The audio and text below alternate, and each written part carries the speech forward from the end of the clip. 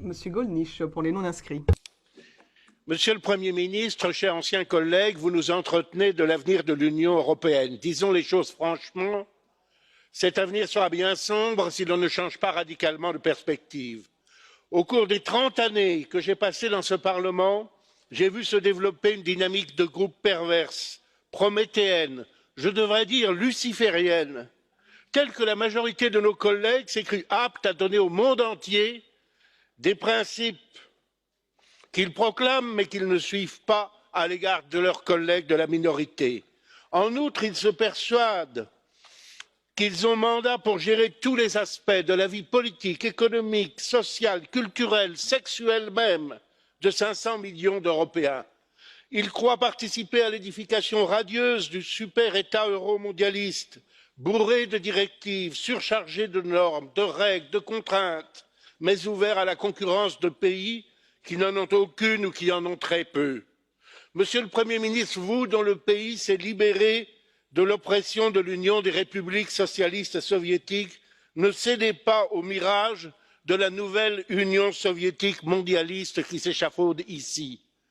Il faut radicalement changer de direction.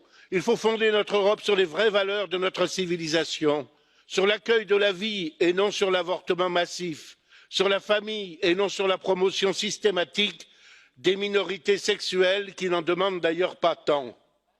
Le brassage généralisé des hommes, des marchandises et des capitaux n'est pas forcément gage de prospérité ni de bonheur. Il faut organiser la coopération des nations libres par des programmes précis, chiffrés, dans des domaines concrets dont les citoyens pourraient mesurer et les coûts et les bénéfices.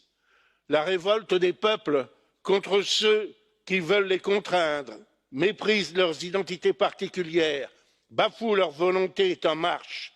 Ici même, nous avons fait tomber les murs des mensonges et de la désinformation qui empêchaient les patriotes de divers pays de communiquer entre eux. Sur cet univers feutré d'hypocrisie, les peuples commencent enfin à ouvrir les yeux.